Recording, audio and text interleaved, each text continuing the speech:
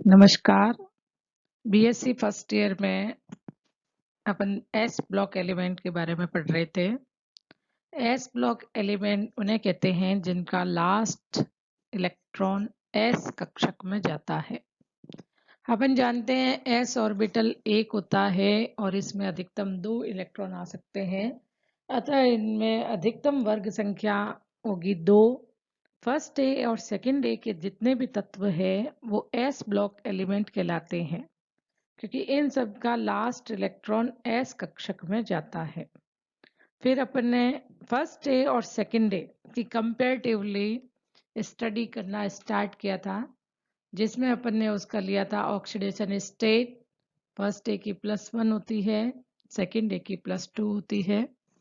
फिर अपन ने डिस्कस किया था सेकंड कैरेक्टर एटॉमिक रेडियाई और आयोनिक रेडियाई। एटॉमिक रेडियाई वर्ग में ऊपर से नीचे जाने पर बढ़ती है और आयोनिक रेडियाई भी वर्ग में ऊपर से नीचे जाने पर बढ़ती है, जबकि आवृत्त में जाने पर बाएं से दाएं जाने पर हमेशा रेडियाई का मान, चाहे आयोनिक हो चाहे एटॉमिक हो, रेडियाई का मान घटता है।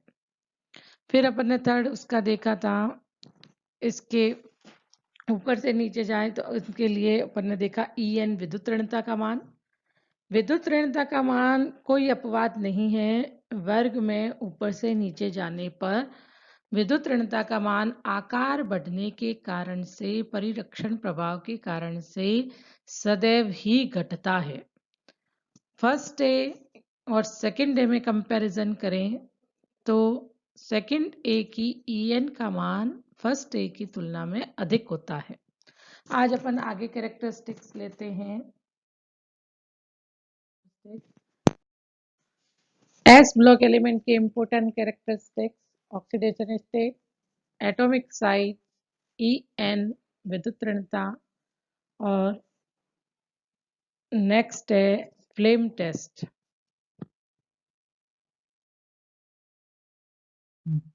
नेक्स्ट ला, ठीक है। अपन अगला पढ़ रहे हैं ज्वाला परीक्षण।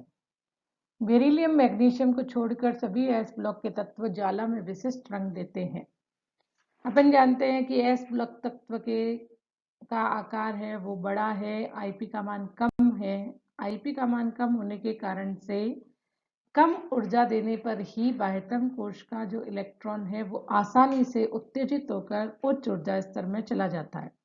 जब ये पुनः अपने ऊर्जा स्तर में लौटता है तो ऊर्जा उत्सर्जित करता है, और ऊर्जा उत्सर्जित करने के कारण से ये जिसकी तरंग दैर्ध्य दृश्य चित्र में होती है, अतः ये दृश्य चित्र में अपना अभिलाक्षणिक रंग प्रदर्शित करते हैं। तो आईपी का मान कम, आसानी से इलेक्ट्रॉन एक्साइटेड स्टेट में चला जाता है। जब ये पुनः अपनी अवस्था में लौटता है तो ऊर्जा उत्सर्जित करता है। इस कारण से ज्वाला में रखने पर अलग अलग एलिमेंट है वो ज्वाला परीक्षण देते हैं या रंग देते हैं।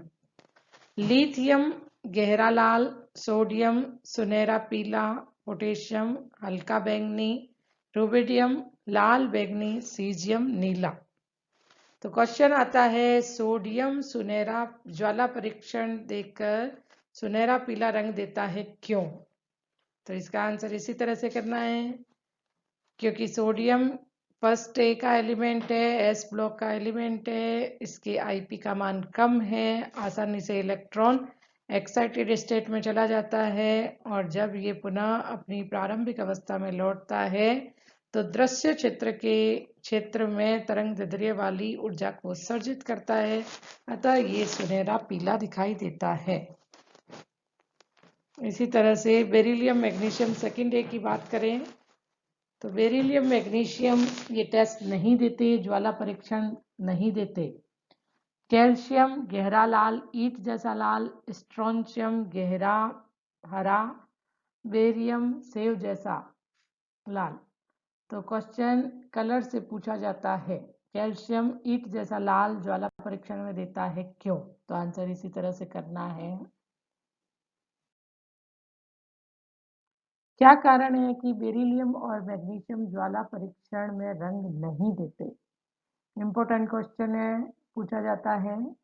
बेरिलियम मैग्नीशियम का आकार तुलनात्मक रूप से छोटा होता है। इनकी विद्युत ऋणता En का मान उच्च होता है, अतः ये केवल अल्ट्रावायलेट रेज में ही उत्तेजित होते हैं और यूवी रेज है वो आंखों से दिखाई नहीं देती है। इस कारण से ये ज्वाला परीक्षण में कलर नहीं देते। तो देखिए, बेरिलियम मैग्नीशियम का आकार छोटा होने के कारण से, विद्युत ऋणता उच्च होने के कारण से, आईपी का मान तुलनात्मक रूप से अधिक होने के कारण से, जब ये यूवी रेंज की लाइट का अवशोषण करेंगे तभी उत्तेजित हो पाएंगे। दृश्य क्षेत्र के प्रकाश में इनका उत्सर्जन संभव नहीं है, अतः ये ज्वाला परीक्षण में रंग नहीं देंगे। अतः ये बुनसन बर्नर में रंग प्रदर्शित नहीं करते। नेक्स्ट कैरेक्टरिस्टिक, गलनांक व क्वथनांक। आकार बड़ा होने के कारण से क्लोज पैकिंग निबिड़ संकुल नहीं पाया जाता।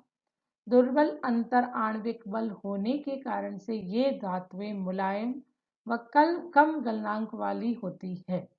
क्या होता है, इनका आकार बड़ा है, फिर इनके अंदर ये जितनी भी धातुएं हैं, फर्स्ट है सेकेंड है, सारी मेटल का काम करती है और ये मेटल मुलायम होते हैं और कम गलनांक वाले होते हैं। क्वेश्चन पूछा जाता है, फर्स्ट है सेकेंड है की धातुएं सॉफ्ट होती है या इनके गलनांक क्वथनांक कम होते हैं, क्यों? तो जब भी बॉइलिंग पॉइंट मेल्टिंग पॉइंट पर क्वेश्चन बनता है तो उसका आंसर अपने को उनकी जो धातुएं हैं उनकी क्लोज पैकिंग से, उनके कॉम्प्लेक्स से दिया जाता है।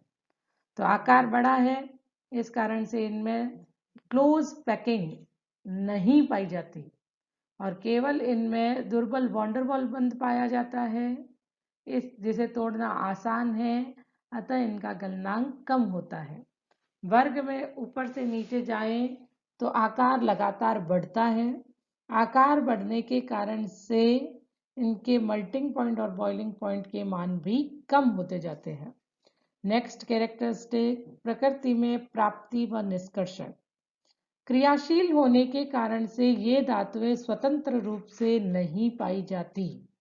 इनका आईपी कम है, आकार बड़ा है, अतः ये मेटल जितने भी होते हैं वो रिएक्शन में भाग लेते हैं।